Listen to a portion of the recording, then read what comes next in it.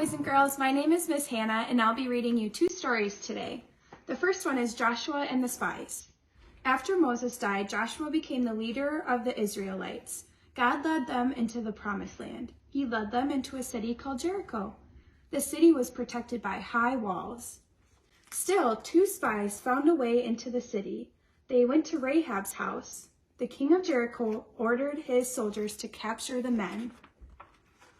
Rahab hid the men on her roof. When the soldiers arrived, she said, "The spies have already gone. If you hurry, you may catch them." So the soldiers ran off to find them. "Thank you for helping us," the spies told her. "When we come back, we promise to save you and your family." Then Rahab helped the spies escape. The second story is the Battle of Jericho. After the spies were safely home, God told Joshua, "March your army around Jericho with the priests blowing their horns. Do this once a day for 6 days.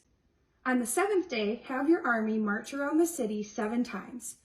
Joshua did exactly as God said. The priests blew their trumpets. The soldiers shouted as loud as they could. Then the great walls of Jericho came tumbling down. The Israelite army rushed in and took over the city. The spies kept their promise to Rahab. Her whole family was saved.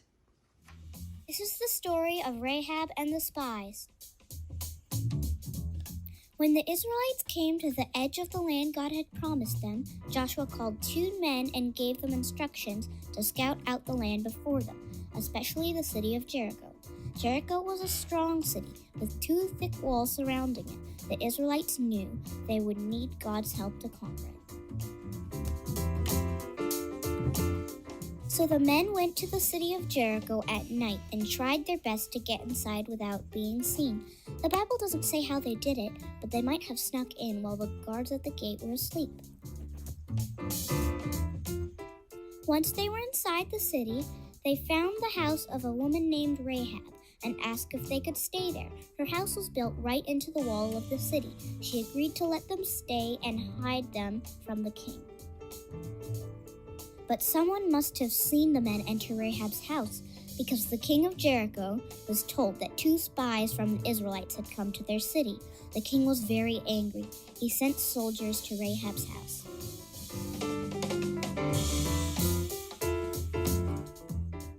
The soldiers demanded that she hand over the men who had come to her house.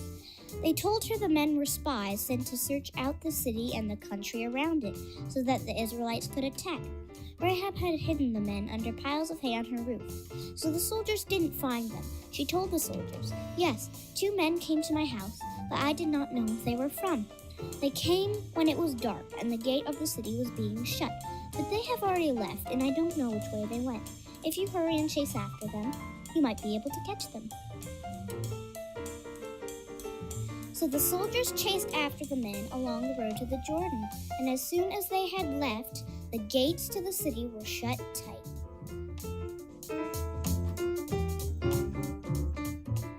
After the soldiers had left, she went up to her roof to tell the men it was safe to come out. She said to them, "I know the Lord has given you this land and the city. Everyone here is afraid of you. We heard how the Lord brought you out of Egypt and parted the Red Sea before you, and how you destroyed the 2 kings of the Amorites on the other side of the Jordan. When we heard all these things, our hearts melted, and all our courage left us, because we know that the Lord your God is God of heaven and earth. Now I beg you, because I have shown kindness to you, promise me in the name of your God that you will show kindness to me and my family when you come to destroy the city." So the men made a promise in the name of the Lord that she and her family would be safe when the Israelites came to destroy the city. Rahab found a scarlet rope and placed it in her window so the men could climb down outside the city walls. The men said, "Leave this scarlet cord in your window as a sign to us that when we come to attack the city, we will know that you have kept your promise.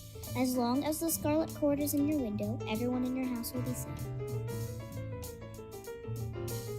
After they left the city, the men hid in the mountains for 3 days until the soldiers searching for them had returned to Jericho. Then the men went back to Joshua to report all they had seen and heard.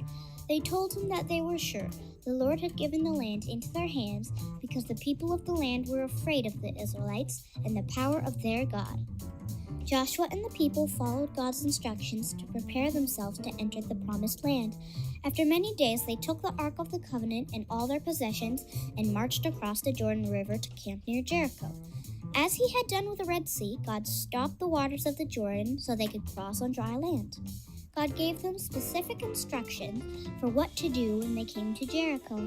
He told them to march around the city once a day for 6 days, and on the 7th day to march around the city 7 times. He told them to put the soldiers in front, followed by 7 priests with trumpets made from ram's horns.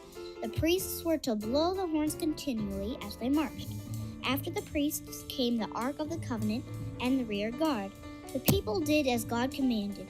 They marched around the city once a day for 6 days. The soldiers were in front, 7 priests with trumpets followed them, blowing their horns continually. Then came the Ark of the Covenant, and after it the rear guard. I'm sure the people inside the walls of Jericho were very scared. They knew something was going to happen, but it had to be strange to them that the Israelites weren't attacking the city, just marching around it, making a lot of noise. On the 7th day, the Israelites marched around the city just as they had every other day, but they did it 7 times in a row. The 7th time, Joshua told them, "Shout, for the Lord has given you this city." All the people shouted as loud as they could, and the priests blew their trumpets even louder. The noise was deafening. The ground began to shake. The great walls of Jericho crumbled into a heap of rubble, and the Israelites captured the city. But as the spies had promised, the house with the red cord hanging from its window was safe and still standing. Rahab and her family were saved because she had helped God's people. And that's my favorite Bible story. I would say everyone lived happily ever after, but the truth is, God's people were happy, but some others, not so much.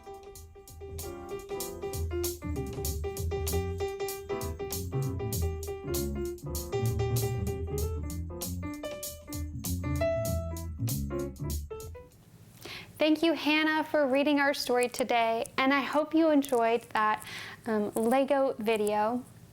This week's activity is to play hide and seek, or you can have a family member hide objects throughout your home, and then you can all go and find them. Thank you so much for joining us in today's lesson. I'm so glad that you're here, and we will see you next time.